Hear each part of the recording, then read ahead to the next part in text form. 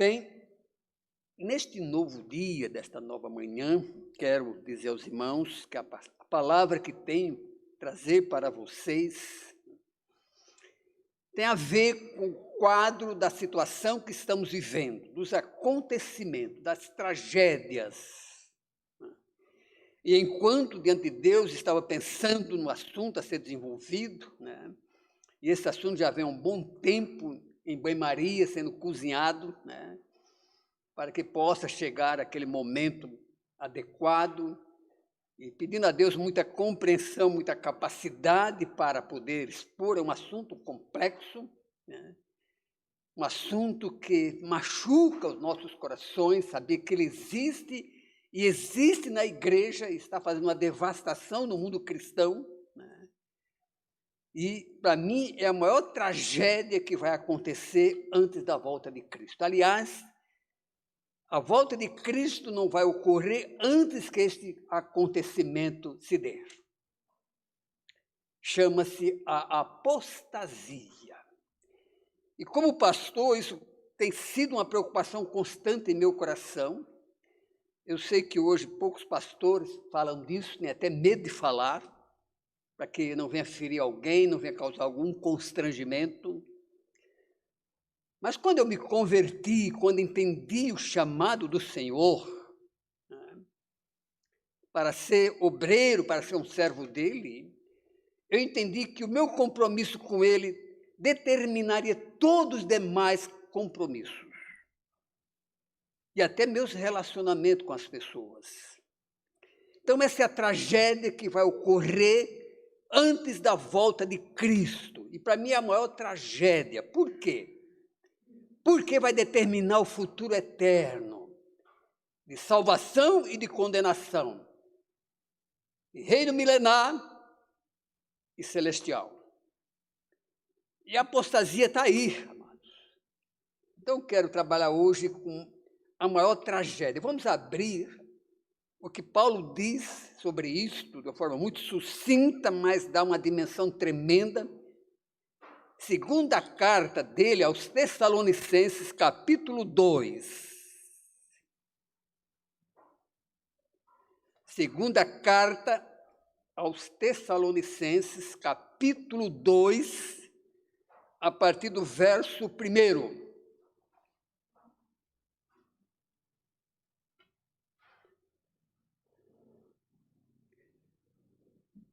Localizar o texto? Amém? Então diz assim: irmãos, no que diz respeito à vinda de nosso Senhor Jesus Cristo e a nossa reunião com Ele, nós vos exortamos, atente para esta palavra, nós vos exortamos, a que não venhais vos demover da vossa mente com facilidade, nem vos perturbeis, quer por espírito, quer por palavra, quer por epístola, como se procedesse de nós, supondo tenha chegado o dia do Senhor. Ninguém, de modo algum, vos engane, porque isto não acontecerá sem que primeiro venha a apostasia, e seja revelado o homem da iniquidade, o filho da perdição, o qual se opõe e se levanta contra tudo que se chama Deus, ou objeto de culto, a ponto de assentar-se no santuário de Deus, ostentando-se como se fosse o próprio Deus. Não vos recordais de que, ainda convosco, eu costumava dizer-vos estas coisas, e agora sabeis o que o detém, para que seja revelado somente em ocasião própria. Apostasia. Nós vamos entender no percurso dessa caminhada com este tema, não só hoje, mas em outras ocasiões, em sequência, que a apostasia é a tragédia maior para a igreja de Cristo, para o povo chamado, povo que crê no Senhor. A apostasia não é para incrédulo, a apostasia não é para descrente, Apostasia é para aquele que, em certo tempo da caminhada, caminhou com o Senhor, professou fé, e alguns tiveram experiências tremendas, mas em determinado curso da caminhada apostataram. Tá? E por isso Paulo está com essa preocupação, e a apostasia dessa igreja estava começando com uma heresia muito grande, que Jesus tinha voltado. Então Paulo escreve àqueles irmãos dizendo, olha, eu estou exortando, estou abrindo os olhos de vocês para que este fato não venha trazer maiores danos. Cristo ainda não voltou. Quando ele voltar vai ser uma coisa gloriosa, tremenda.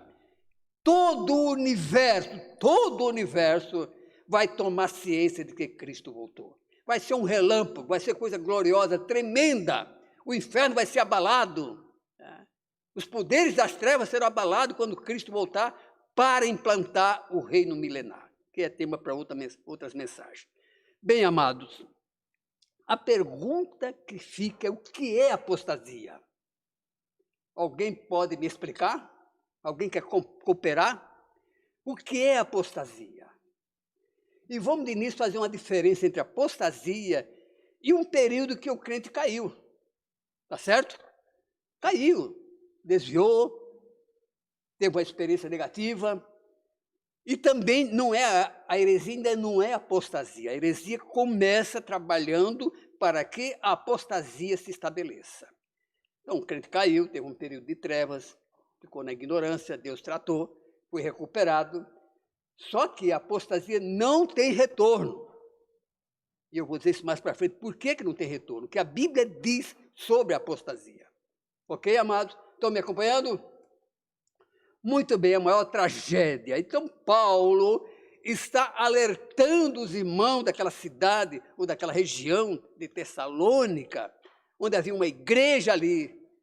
Cuidado que está havendo uma heresia que provavelmente vai conduzir vocês a um estado de rebelião.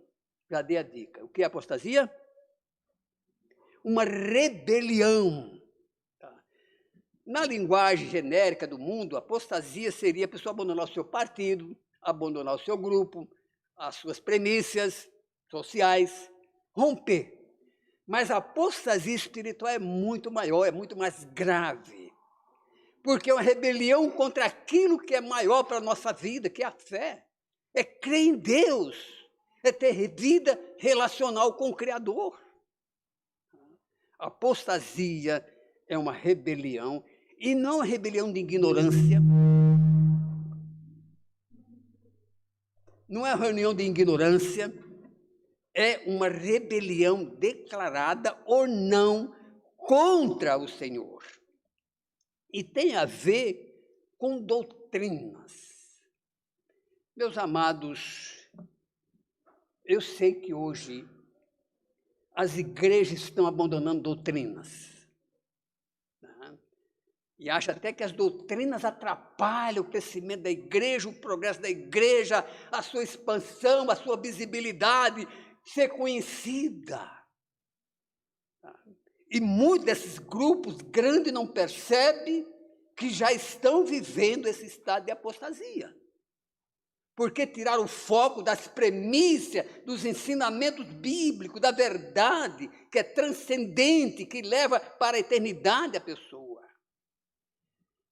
E na década mais ou menos de 70, 80, aconteceu um movimento muito grande na Europa, que era, não precisamos de doutrina, não vamos criar problema com doutrina, não vamos criar problema com os irmãos, não vamos provocar briga. Se temos o amor, está tudo resolvido. Maravilha, né? Maravilha. Temos o amor, está tudo certo. Só quem não entende que amor sem princípios, sem valores, sem realidade, não se sustenta por si só. Quantas pessoas matam em nome do amor? Quantos casamentos estão sendo rompidos? Pessoas que eram apaixonadas, doentemente apaixonadas um pelo outro. O amor, se não for sustentado por princípios, por valores, por diretrizes, vai fracassar. Mas naquela época, não, nós temos o amor, está tudo bem, vivamos o amor. Mas antes teve um movimento que dizia paz, paz e amor. Em nome do amor, praticaram as piores perversões sexuais. Morreram de droga, entupidos de drogas. Cantores com grande talento, músicos com grande talento, morreram na flor da idade. Você que é da música sabe muito bem disso. Mas era amor, paz e amor. Esse era o lema daquela juventude. Contra a guerra. Guerra mata, mata sim. Nós não concordamos com guerra também. Mas também não concordamos com anarquia. Tá? Então, dizia, vamos viver no amor como cristãos, está tudo resolvido. E o que está acontecendo com a Europa? Já vem acontecendo já há algumas décadas, que a Europa está se tornando pagã. A Europa que produziu grandes avivamentos na história, amados. Mandou muitos missionários, foi um continente que ajudou demais a obra evangelística. Hoje a Europa é um país que está dominado pela feitiçaria. Consulta aos mortos, culto aos demônios, culto a Satanás, igreja a Satanás, e os templos, a igreja consagrada, que outrora foram baluarte da fé, da verdade, como diz Paulo a Timóteo, agora se tornou casa de show, boteco, biblioteca. Diretrizes, doutrina, amados. Paulo fala da sã doutrina, que é diretriz, é aquilo que estabelece o nosso relacionamento com o Criador. Não é doutrina cega, doida, é doutrina de verdade, de princípio, de valores eternos. É o que a igreja do século 21 está precisando para sobreviver. Muito bem. As doutrinas que estão sendo muito abaladas em nossos dias, primeiro é a questão da fé. E como o diabo procura manipular para que a pessoa tenha uma fé não experimental com o Criador, uma fé artificial, uma fé de shows, de espetáculo, de ganhar recursos, de ter bênçãos. E lembro bem daquele profeta que no tempo de grande crise se levantou e teve essa inspiração e cunhou uma frase que hoje é um lema para nós. Qual é mesmo? Abacuque. O justo verá pela fé. E fé é diretriz. Não é simplesmente uma coisa alegórica, um calor no coração, uma coisa, uma emoção, a mente. Não. Fé é um relacionamento ativo, propositivo, dinâmico, que nos leva a coisas tremendas, experiências gloriosas com o nosso Deus. O justo viverá pela fé. Ele será sustentado, não é uma coisa aleatória, um sentimento qualquer. Aliás, a fé tem uma composição muito forte. A fé não é simplesmente uma palavra vazia. A fé tem a ver com obediência. Sem obediência, a fé morre, ela é morta. Não produz fruto, não dá resultado. Tiago diz isto. E obediência, outra coisa, é crer. Mas ainda mais, é algo que dirige a nossa vida. A fé nos dirige, nos conduz, essa fé genuína. Eu me lembro, no meu primeiro tempo de ler a Bíblia, eu passei por uma grande inquietação, um desassossego, era um moço de 16 anos. E hoje não vou nem dizer a idade, vocês já sabem. Essa fé vem me guiando nessa trajetória, amém? Jovem, se você quer uma vida segura, criança, velho, adulto, deixe a fé conduzir a fé que tem esses princípios, esses valores, obediência. Mas estamos vendo uma igreja que está sendo muito afetada pelo espírito de desobediência, de rebelião. Bem, é uma apostasia, uma rebelião contra Deus e contra a palavra. Esse é o problema mais sério de nossos dias. E me impressionou o discurso de um pastor aí, ali eu já vinha notando algumas coisas na vida dele. Eu li um livro dele faz muitos anos, um livro com duas propostas, uma contradizendo a outra. A primeira metade do livro era fantástica. Eu falei, Deus, é isso mesmo que eu já queria ouvir. Uma leitura tremenda, uma escrita tremenda. De repente mudou. Eu falei, o que é que houve? Nunca mais li nada desse homem.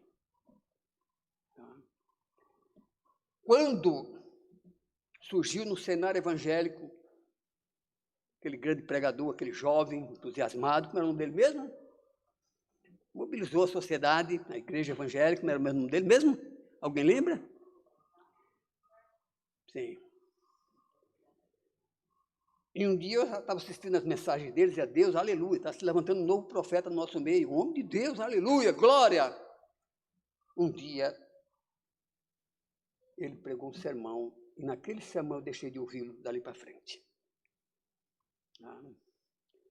Não disse nada de grave, mas o que estava nas entrelinhas, o que estava ali dentro, embutido, é sutil, é subliminar, está ali. Eu li, tem coisa errada na vida deste homem. E não deu muito tempo, ele caiu em pecado de adultério. A coisa vem vindo nesses dias atuais, pervertendo a fé genuína. E essa fé que uma vez por toda foi dada aos santos, não foi dada para festa, para alegria, pode ter, mas é para viver essa vida de comunhão com Deus na sua verdade. E a questão é como atacar as doutrinas. Quando lembramos do paraíso, o que Satanás fez? Satanás negou a existência de Deus ali? Ele disse que Deus não era Deus? O que ele fez? Ele perverteu a palavra. Ele perverteu a palavra. Dizendo, não é assim que Deus diz. E há muitos pregadores hoje, mesmo não dizendo dessa forma, mas estão dizendo a mesma coisa. Não é assim que Deus está dizendo. E a coisa que me chamou muita atenção nessa última pregação é atualizar a Bíblia. Para ouvir esse discurso, né? Quando eu pensei nisso, falei, Deus do céu, atualizar a Bíblia? Será que precisamos atualizar a Bíblia? Será que Deus, na sua grandeza, na sua presciência, na sua sabedoria, precisa agora estar tendo seus escritos revistos? O que vocês acham? Porque o que eu entendo é isso, revisar a Bíblia é trabalhar isso. Falei, meu Deus do céu, eu criei nessa Bíblia, há mais de 60 anos estou crendo nessa Bíblia. O que precisamos é rever a nossa conduta, a nossa fé de crer no que Deus diz. Porque esse é o discurso de Satanás, anular a Bíblia, anular a verdade. Foi isso que ele fez no céu, está fazendo até hoje. Uma revisão da Bíblia, uma atualização da Bíblia. Que Deus é este? Que Deus é este que eu preciso de vez em quando estar atualizando o seu discurso? O que eu preciso atualizar é a minha compreensão da Bíblia, amém? Eu preciso atualizar o meu conceito de Bíblia, a minha obediência ao Senhor. Mesmo que eu não entenda tudo, e realmente eu não entendo muita coisa, mas o que eu entendo, eu vou ser fiel até o fim. Amém? Essa é a minha consciência.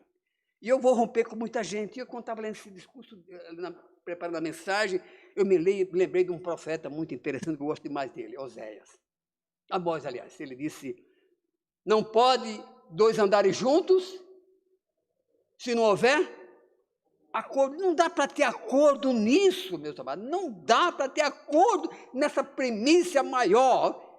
Como é que eu conhecia Jesus? Como é que eu tenho fé em Jesus? Pela palavra dele. Conhecereis a verdade? E a verdade vos libertará. Não, mas isso tem raiz mais profunda, mais para trás. Na década mais ou menos de 60, 70, surgiu uma corrente muito forte, chamada autocrítica. Alta crítica. E qual era? O que é que a autocrítica propunha? E não era por gente ignorante, não. Gente do mais alto nível intelectual, gente do mundo acadêmico, PhD em muitas coisas, achava que a Bíblia precisava ser revista também.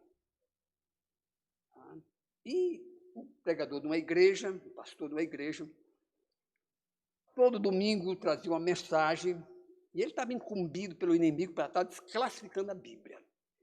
Ele dizia, olha, esse texto não quer dizer exatamente isso que vocês estão lendo. E um crente muito fiel ficava lá e rasgava aquela folha da Bíblia. Outro domingo, a mesma coisa. Não é bem isso que esse texto quer dizer. E o crente rasgava uma folha da Bíblia. Aquela folha que ele dizia que não era válida, ele rasgava da Bíblia. Quando chegou no fim do ano, o crente teve a coragem de dizer, pastor, está aqui a sua Bíblia, as 2 capas. A Bíblia, você que disse que não servia, eu rasguei. Então está aqui a sua Bíblia, são as 2 capas dela. O ataque é contra a Bíblia mesmo, contra a palavra de Deus. Satanás sabe que Deus existe, não dá para negar. Ele não chegou para Jó e disse, Jó, Deus não existe, isso é um mito, é uma lenda. Mas ficou atormentando o tempo todo para que Jó deixasse de crer na palavra de Deus. E a igreja do século 21 precisa crer que essa palavra é eterna, amém? Deus a colocou lá em cima e é eterna. Está lá em cima. A revisão que eu preciso fazer, a atualização que eu preciso fazer na minha conduta, no meu procedimento, na minha fé. Mas quem vai abrir a boca contra esses mestres, esses doutores? Tem muito conhecimento, muita lábia, são muito bons de lábia, muito bom de conversa, de discursos. Você acha que o diabo vai pegar um ignorante para contestar a Bíblia? Vocês acham, amado? Alguém que não conhece Bíblia? A tentação que o diabo teve, desculpa, não vou sair daqui, tem que ficar aqui nesse quadrado. A tentação que o diabo colocou não era exatamente para desacreditar a palavra de Deus. Transforma essas pedras em pães. Havia um poder mágico, usa a mágica, usa o seu talento, faça dessas pedras aí pão, você está com fome 40 dias, mestre, não se mate, não seja egoísta. Aí Jesus disse o que para ele? Mais o quê? Depois? Mais de quê? Da palavra, é isso aí. Fique na palavra sempre. Que o mundo caia, mas fique na palavra do Senhor, amados. Não abra mão disso, porque disso vai depender do seu futuro eterno. Eu não creio que o crente perde a salvação por qualquer coisa, não é isso. Tá? Mas a apostasia, eu vou colocar mais para frente, é um caminho sem retorno. Tá? E por que eu digo isso? Só abreviando. O que é que Deus disse para Caim? Como é que Deus tratou Caim? E não só isso. O que é que ele disse? Eu vou colocar uma marca na sua testa e não há retorno. Não há retorno. Então fica na palavra. Mas na década de 60, 70, 80, não precisamos de doutrina. O amor é suficiente para nos conduzir. Está aí. Doutrinas são ensinamentos para estabelecer o nosso relacionamento com o Criador e a nossa conduta em sentido horizontal. Como é que eu descobri que o pecado é pecado? Como? Hein? Pela Bíblia, pela palavra de Deus. E que o pecado traz consequências. Mas vamos atualizar. E esse próprio pastor que eu me referi, em parte do seu discurso, eu li, reli, será que ele está dizendo isso mesmo? Será que é isso? Ele tratou de um tema, homossexualidade na igreja. A igreja não pode aceitar homossexual? É proibido? Não. Pode e devemos. Mas aceitar a homossexualidade dentro da igreja pode? A prática, o estilo de vida? Não. Em nenhum momento ele falou sobre redenção para essa gente, para o seu grupo da igreja. Só falou que eles precisavam ter visibilidade. Daí disse tudo. Ter visibilidade. Pobres pecadores precisam ter visibilidade. Devia cair de joelho, deve cair de joelho diante do Senhor, chorar a sua desgraça. E não é só homossexual, é prostituta, adúltera, seja o que for. Mas não tratou nada de redenção para essa gente, não falou que eles precisavam de salvação, de ter misericórdia, que eles precisavam mostrar misericórdia a favor deles, para pregar o evangelho, para ser salvo pelo evangelho. Mas a palavra de Deus é muito dura, é muito cruel, é muito desumana. Fica na palavra, meu amado. Fica na palavra. E esse é o tempo. A heresia e a apostasia estão caminhando para a tragédia final. Quando o mundo vai aceitar de peito aberto, de mãos abertas a Satanás na pessoa do seu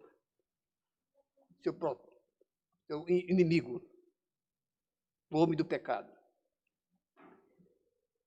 Bem, queremos considerar agora a questão dentro da igreja. Mas antes quero ler um textinho de Judas. Judas só tem um capítulo, o verso 3 só. Veja o que Judas diz.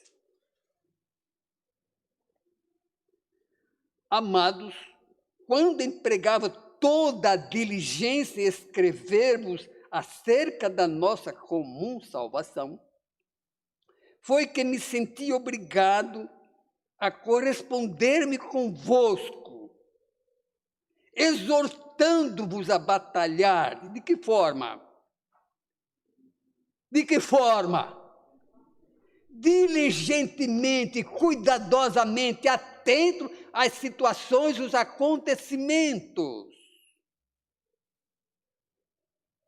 Diligentemente pela fé que uma vez por todas foi entregue aos santos. Se você é santo, viva pela fé e viva em obediência aos valores da fé.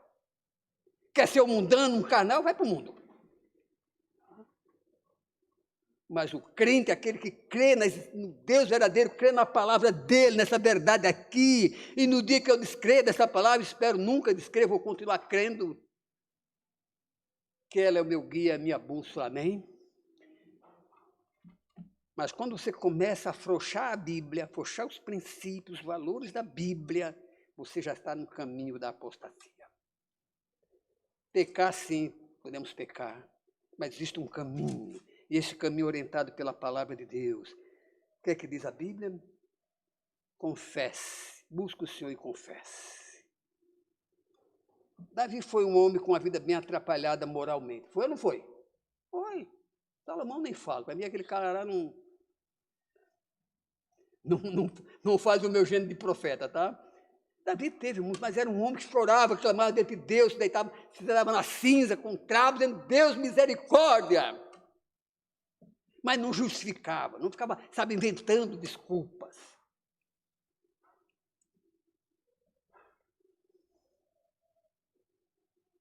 Bem, considerando isso, vocês acham que o diabo vai pregar heresias, doutrinas heréticas em boteco, em casa de show, em casa de bebedeiras? Onde é que o diabo vai atuar? Na igreja. É no meio do povo de Deus. E a história vai mostrando isso. Há uma lista de homens que se diziam santos e até que começaram bem, que causaram grande tragédia, grande desgraça para a igreja. Mas, como é que o diabo se introduz na igreja? No lugar que a gente ora, repreende, exorta, clama, obedece a palavra, como é que ele se introduz? Vocês pensam que o diabo tem medo de entrar na igreja evangélica? Muitos já diziam no tempo dele que a primeira pessoa que sentava no primeiro banco quando ele ia pregar era o diabo. Ele sentia a presença do diabo na igreja. E a igreja precisa acordar para esse fato. Não é um bêbado que vai perturbar o nosso culto, pode chegar aí, nós vamos tirar, orar por ele. Mas é o espírito embutido que está aí, procurando espaço para penetrar com os seus ensinamentos demoníacos. Como é que entra na igreja? Primeiro eu falei da questão da fé, mas ainda há outras questões que precisamos trabalhar. O que mesmo? Santidade. A heresia leva o povo de Deus à busca de coisas erradas, que acaba na apostasia. No livro de Números, há a história de Balaão. Balaão, um profeta, e era um homem de Deus. Era um homem sério no princípio. Ele falou, nesse tempo ele recusou, foi até correto no princípio. Não vou Mas o que aconteceu? Caiu na sedução. Qual era a sedução? Glória, glória humana. O rei mandou vassalos cada vez mais categorizados para convencê-lo. Mandou um grupinho primeiro, depois mandou o segundo, mandou um mais forte ainda, vai lá e convence esse homem. E a jogada que ele acabou caindo. Caindo na glória, desejo de glória, desejo de prazer, ter riquezas. Nós sabemos o resultado final daquela vida. Ele estava desobedecendo a palavra. E é interessante e triste, quando muitas vezes Deus diz, tudo bem, você é isso que é mesmo? Tá bom, diz para Balaão, vai, agora vai, você quer ir, vai. Já está selado o seu destino. Não tem mais retorno. E era um homem de Deus. Profetizou a respeito da vinda de Jesus, a estrela que ia brilhar. Então, portanto, não confie em ninguém. Maldito homem, porque é enganoso o coração mais do que todas as coisas. E eu espero que vocês nunca confiem em mim. Não confie. Mas ore por mim. Me cerque. Mas se notar alguma coisa errada, se vocês não me corrigirem, vocês estão pecando duplamente, amados. Vigiem os pastores. Vigiem os líderes. Não é ficar bisbilhotando a vida, mas percebeu coisa que está incoerente com o chamado do Senhor, incoerente com a palavra, principalmente, trata a questão. Eu quero ter uma igreja que anda comigo, mas que não tolera os meus erros. Amém? Dá para entender isso? Ande comigo, sofra comigo, chore comigo, me ampare, mas não tolere os meus erros. Essa é a igreja que eu desejo para a minha vida. Mas, e a história vem vindo, e por isso Paulo diz lá no próprio texto que nós lemos de 2 Tessalonicenses 2, o que é que Paulo diz? Olha, muito interessante, eu fiquei pensando o que Paulo disse. Diz o seguinte, a que não vos, versículo 2, que não vos demoveis da vossa mente com facilidade, nem vos perturbeis, que é por espírito, é o espírito, sabe, da contaminação, esse espírito de trevas que está permeando a vida das igrejas, os shows, os espetáculos, que é por palavra. Cuidado com as mensagens, cuidado com os que ouve. Parece que é Bíblia, parece que está pregando Bíblia, parece que está pregando a verdade, mas quando você faz uma análise mais aprofundada, vê que ali está embutido doutrinas erradas. Então fique atento. Por isso Paulo diz, conferindo coisas espirituais. Coisas espirituais. E os bereanos têm essa característica, conferir até os discursos de Paulo. E Paulo estava correto nisso. Eles conferiram o que Paulo estava dizendo. E ele diz mais ainda, quer por espírito, quer por palavra, o que mais? Quer por epístola, como se procedesse de nós, supondo tenha chegado o dia do Senhor. Ninguém, e aqui não é qualquer, não é o Zé Ninguém, é os ninguém altos, tá? O Zé Ninguém que tem título, tem nome, tem fama, tem visibilidade, tem canal de televisão.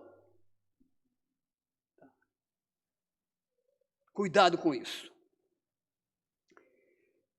Que ninguém vos engane. É a preocupação de alguém que crê na palavra. Tá? Bem, e os modos de culto? O que dizer dos modos de culto?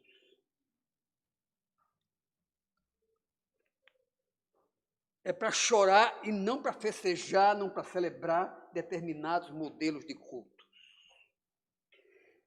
Há um cheiro de carnalidade, há uma essência de pecado ali. O púlpito, o altar da fé se tornou, sabe, uma tribuna de promoção pessoal e de heresias, de mentiras. Profanaram o altar do Senhor, estão trazendo fogo estranho. E vocês conhecem a história de fogo estranho, né? Aconteceu com os 2 filhos de Arão. Eram 2 bebuns, encheram a cara naquela noite, não tinham compromisso com a verdade, com a santidade, encheram a cara, ficaram bebão, doidão, tá? E foram levar fogo para o altar, apagou, porque não podia apagar, tem que colocar lenha o tempo todo. Essa é a questão da fé, tem que estar ali o tempo todo, acendendo, soprando. Quem nasceu no interior aqui? Quem sabe o que é fogão, uma trempa, fogão de trempa? Tem aquela chapa.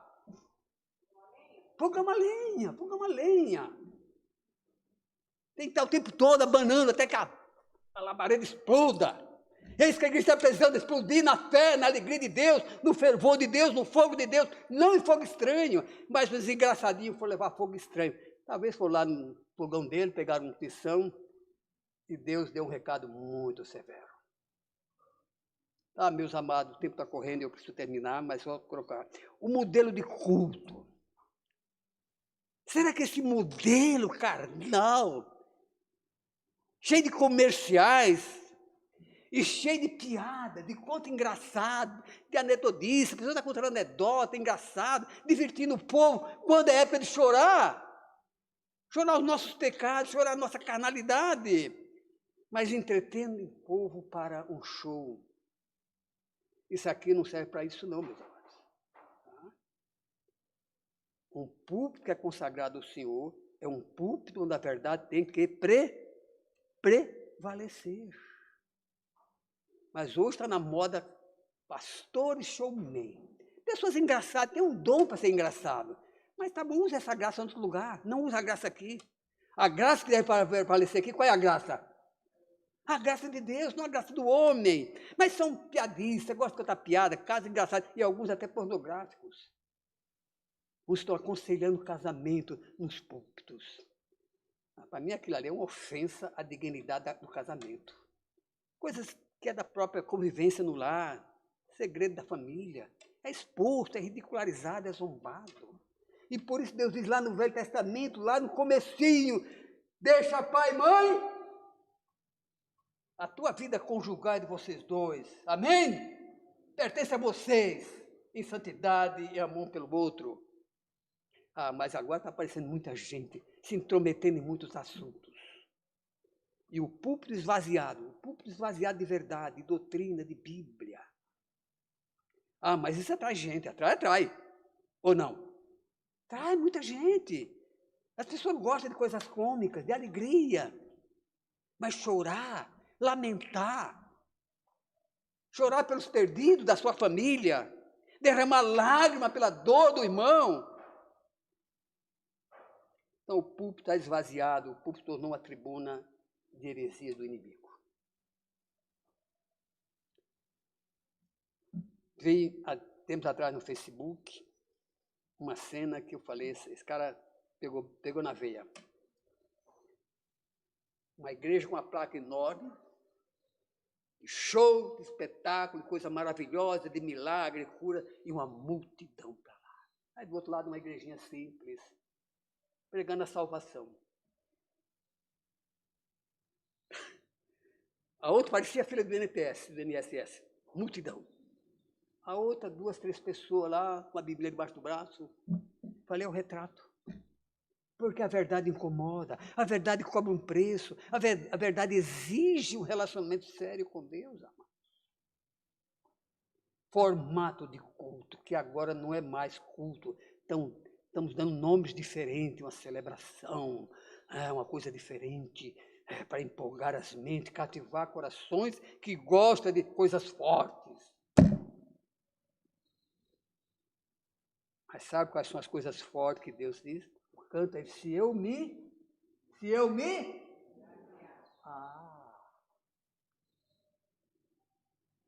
Mas se humilhar, o ser humano gosta de ser arrogante, ser metido à besta. Gosta ou não gosta?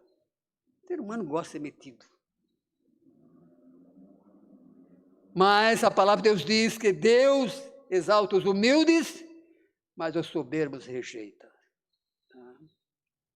As formas de culto, a maneira, as doutrinas que vão sendo penetradas. Eu vi há tempos atrás uma igreja que usava aquele livrinho da Seixonoe para a escola dominical. Cultura oriental, permeada de misticismo de demônios.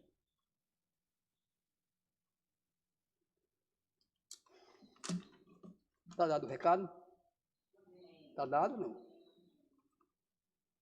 Eu não espero que vocês concordem. Se concordar, fico feliz. Mas se não concordar, fique em paz com você. Eu também estou em paz, tá? Tudo bem? A nossa